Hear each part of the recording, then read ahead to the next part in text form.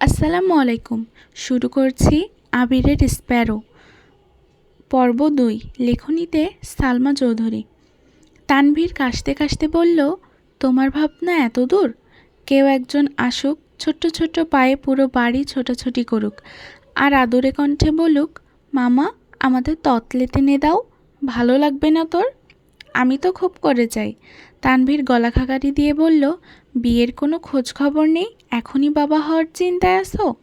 আমার বোন আদৌ তোমাকে বিয়ে করবে তো? আবির ঠোঁট বেঁকিয়ে হাসল, নিস্পৃহ কণ্ঠে বলল, তোর বোন বিয়ে না করলে আমি তাকে বিয়ে করব। তানভীর কোনো কথা বলছে না। আবির অকস্মাৎ সন্দেহের দৃষ্টিতে তাকালো, চিন্তিত কণ্ঠে শুধালো, বাই এনি চান্স তুই কি আমার নামে বদনাম করেছিস? কী যাতা বলছো? আমি বদনাম করতে যাব কেন? আমি যতদূর বনুকে বুঝি, ওর মাথায় এসব চিন্তাভাবনা একদম নেই। তাছাড়া তোমার সাথে ছোটবেলা থেকে ওর দ্বন্দ্ব লেগেই আছে, তাই বললাম একটু রিস্ক হবে। আবির নিষ্প্রভ কণ্ঠে বলল, যে ভালোবাসায় যত রিস্ক, সে ভালোবাসা তত বিশুদ্ধ।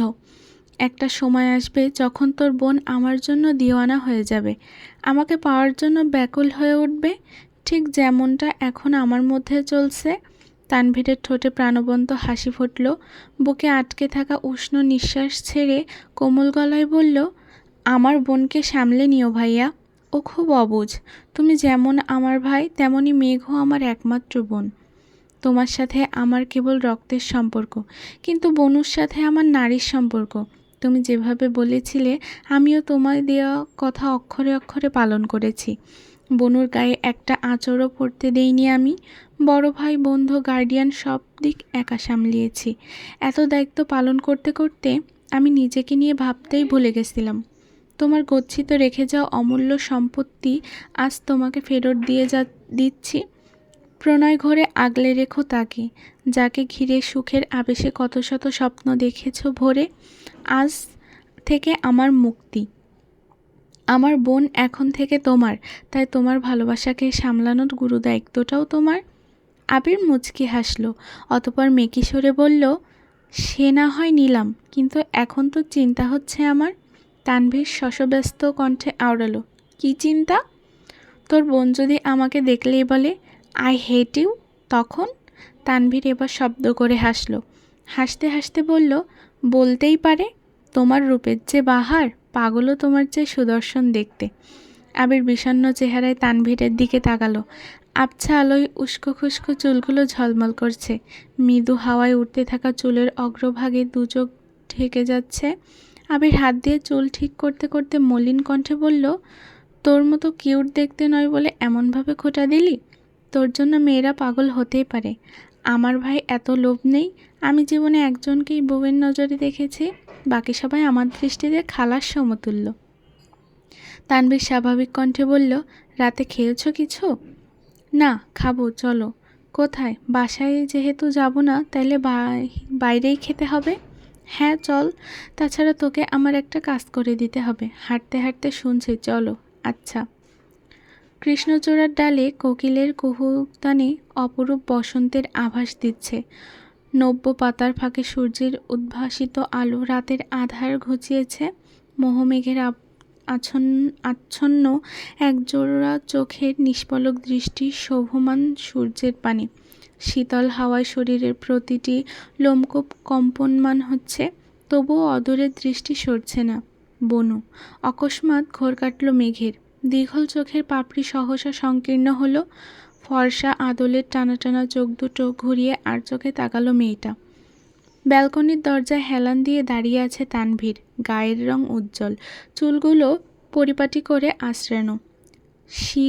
সি গ্রিন রঙের টি শার্টটা বেশ মানিয়েছে তাকে।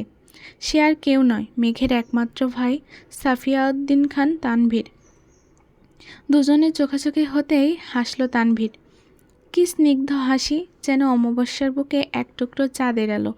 তানভীরের হাস্যোজ্জ্বল চেহারা দেখে মেঘও ক্ষীণ হাসল, মৃদুস্বরে আওড়ালো, কিছু বলবে ভাইয়া? জানিস আজকের দিনটা আমার কাছে খুব স্পেশাল। কেন? তানভীর একটু ভাবল, তারপর বলল, কারণ আজ পহেলা ফাল্গুন। মেঘ আলগোছে কপাল গুটালো। তানভীরের ঠোঁটে রহস্যময় হাসি ফুটে উঠেছে। মেঘ তীক্ষ্ণ দৃষ্টিতে সেই হাসি পরখ করছে। তানভীর ছেলেটা খুব শান্ত স্বভাবের, প্রয়োজনের বাইরে কথা কম বলে, অযথা দুষ্টামি করা তার স্বভাবেও নেই। বন্ধুমহলও খুব সংকীর্ণ, তবে যারা আছে তাদের জন্য সব করতে পারে। এক কথায় দায়িত্বশীল এবং অত্যন্ত ভদ্র একটা ছেলে। বাবা মা, একমাত্র ছোট বোন মাহাদিবা খান মেঘকে ঘিরেই তার জীবন। মেঘ সিক্ত গলায় বলতে শুরু করলো, পহেলা ফাল্গুন তো প্রতি বছরই আসে। বকুলতলায় মেলাও বসে, গাছে গাছে রং বেরঙের ফুল ফোটে, কোকিলের গান শুনে ঘুমও ভাঙে।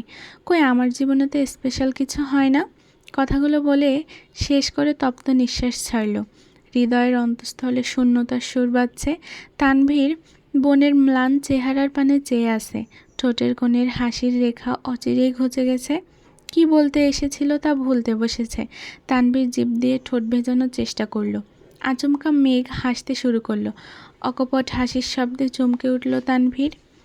হাসির দরুন মেঘের ফর্সা আদল ঝলমল করছে। গালের পাশের কৃষ্ণবর্ণের বিউটি স্পটটা স্পষ্ট দেখা যাচ্ছে। মেঘ হাসতে হাসতে বলল, আমি মজা করছিলাম ভাইয়া, তুমি দেখছি সিরিয়াস হয়ে গেলে। তানভীরের ঠোঁট দুটো কিছুটা প্রশস্ত হলো। আস্তে করে বলল, আব্বু ঠিকই বলেন, তুই সত্যি একটা পাগলি। মেঘ ঠোঁট বেঁকিয়ে ভেঙচি কেটে বলল, হ্যাঁ, আর তুমি আমার ভাই, মানে মেঘ পাগলির ভাই। তানভীর সে কথায় আর কোনো উত্তর দিল না। পেছন থেকে হাত সামনে আনলো। হাতে বাসন্তী রঙের শাড়ি, ম্যাচিং চুড়ি, কানের দুল, এমনকি বেলি ফুলের গাছটাও আছে। তানভীর নরম স্বরে বলল, এগুলো তোর। মেঘ চমকালো। একরাশ মুগ্ধতা নিয়ে ভাইয়ের মুখের পানে চাইল। জীবনের এতগুলো বসন্ত কাটালো, শাড়ি চুড়ি দেওয়া তো দূর, মেঘকে বাসা থেকে বেরই হতে দেয়নি তানভীর। সবসময় কোনো না কোনো অজুহাত দেখিয়ে মেঘের বাইরে বের হওয়া বন্ধ করে দিত। অথচ আজ সেই তানভীর কিনা শাড়ি দিচ্ছে। মেঘ কৌতূহলী চোখ হেঁচে বিড়বিড় করল, তুমি আমার জন্য শাড়ি এনেছো ভাইয়া? এটা কিভাবে সম্ভব? তানভীর ওই রকমভাবেই জবাব দিল, আমি কেন আনতে যাব? আমার কি আর কোনো কাজ নেই? তানভীরের মুখে এমন উত্তর আশা করেনি মেঘ। থমথমে গলায় আওড়ালো, এই শাড়ি পরে কি বাইরে ঘুরতে যেতে পারবো, নাকি বাসার ছাদে ছবি তুলে ফিরে আসতে হবে? তানভীর স্বাভাবিক কণ্ঠে বলল, তোর বান্ধবীকে নিয়ে ঘুরে আসিস। কোন বান্ধবী? বর্ষা নাকি ছাতা নামে একজন আছে না, তাকে নিয়ে যাস। মেঘ গুরুগম্ভীর কণ্ঠে বলল, আমার বান্ধবীর নাম বন্যা, বর্ষা ছাতা মাথা না। তানভীরের সহজ স্বীকারোক্তি, ওই একই হলো। মেঘ এবার কপট রাগী স্বরে বলতে শুরু করলো, একই হলো কিভাবে? ছাতা মানে কি? তুমি আমার বান্ধবীকে ছাতার সাথে তুলনা করলে? বন্যা যদি এই কথা জানতে পারে তাহলে তোমার সাথে কথাই বলবে না কখনো। তোর বান্ধবী কথা না বললে আমার কি? সে তোর বান্ধবী, আমার না, তাই বলে ছাতা বলবে? এটা কোনো কথা হলো? তানভীর চেহারায় বিরক্তির ভাব নিয়ে বলল, উফ, আচ্ছা বাবা, সরি, এবার হয়েছে। মেঘ তানভীরের হাত থেকে শাড়ি চুড়িগুলো নিতে হতাশ ভঙ্গিতে বলল, হয়েছে, কিন্তু বন্যা কি আমার সঙ্গে ঘুরতে যাবে? কেন যাবে না? প্রতি বছর আমাকে রিকোয়েস্ট করে ঘুরতে যাওয়ার জন্য, কিন্তু আমি যাই না। তার জন্য রাগ করে ওর বোনের সাথে ঘুরতে বের হয়। এবছর অভিমানে আমাকে কলই দেয়নি। আমি কল দিয়েছিলাম কিন্তু রিসিভও করেনি। তানভীর পকেট থেকে ফোন বের করে সময় দেখল। অদম্য কণ্ঠে বলল, তুই রেডি হয়ে নে, আমি দেখছি। মেঘ রুমে এসে ড্রেসিং টেবিলের সামনে দাঁড়ালো। হাতে থাকা বাসন্তী রঙের শাড়িটা গায়ের ওপর জড়িয়ে আয়নার দিকে তাকালো। সূর্যের কোমল আলোতে মেঘের ফর্সা চেহারা দেখে মনে হচ্ছে কাঁচা হলুদের ছোঁয়া লেগেছে গায়ে। এলোমেলো বাতাসে ঘন কালো চুলগুলো নিজ গতিতে উড়ছে। শাড়ি পরার আগেই মনের ভেতরে অনুভূতিরা সমুদ্রের জলরাশির মতো উপচে পড়ছে। মেঘ আনমনে বলে উঠল, এই বসন্ত সত্যিই স্পেশাল। ঘণ্টা দুয়েকের মধ্যে মেঘ রেডি হয়ে নিল।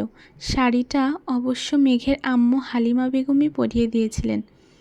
চুল খোপা করে গাজরা দিয়েছে, দুহাত ভর্তি চুড়ি, মুখে ভারী কোনো মেকআপ নেই, চোখে গাঢ় কাজল টানা, অধর যুগলে গোলাপি লিপস্টিক, এতটুকুতেই সাজ কমপ্লিট। রেডি হয়ে ড্রয়িং রুমে আসতেই আব্বুর সঙ্গে দেখা। প্রথমবার মেয়েকে শাড়ি পরতে দেখে বিস্ময় চোখে চেয়ে আছেন তিনি। দেখতে দেখতে মেয়ে যে এত বড় হয়ে গেল বুঝতেও পারেননি তিনি। এই তো সেদিন জন্মালো, কদিনেই কলেজ শেষ করে বিশ্ববিদ্যালয়ে ভর্তি হয়ে গেল। সময় কত দ্রুত চলে যায়। মেঘ আদুরে গলায় আওড়ালো, আব্বু আমাকে কেমন লাগছে? জবাবে মোজাম্মেল খান বললেন, মাশাল্লাহ, রাজকন্যার মতো লাগছে তোমাকে। কোথায় যাবে? মেঘ মিষ্টি হেসে বলল, ভার্সিটিতে যাব, প্রোগ্রাম আছে। তানভীর যাবে? জানি না, আমাকে রেডি হতে বলে ভাইয়া কোথায় চলে গেল। হালিমা বেগম নিজের রুম থেকে বের হতে হতে বললেন, তানভীরকে দেখলাম তাড়াহুড়ো করে কোথাও গেল, খেয়েও গেল না কিছু। দাঁড়াও, কল দিচ্ছি ভাইয়াকে। মেঘ কল দিতে যাবে অমনি তানভীরের নাম্বার থেকে কল এসেছে। কল রিসিভ করতে ওপাশ থেকে তানভীর জানতে চাইল, রেডি হয়েছিস? হ্যাঁ, কোথায় তুমি? নিচে আয়, আমি অপেক্ষা করছি। মেঘ আব্বু আম্মুর থেকে বিদায় নিয়ে দ্রুত নিচে নামলো। গেটের সামনে যেতেই চোখ ছানা বড়া হয়ে গেল। রাস্তার পাশে এক রিকশায় বন্যা বসে আছে, পাশেই তানভীর দাঁড়ানো। বন্যার চেহারা ফ্যাকাশে হয়ে আছে, চোখে মুখে রাগ আর বিতৃষ্ণা স্পষ্ট দেখা যাচ্ছে। মেঘ চাপা স্বরে আওড়ালো, তুই এখানে? বন্যার নজর পড়ল মেঘের দিকে।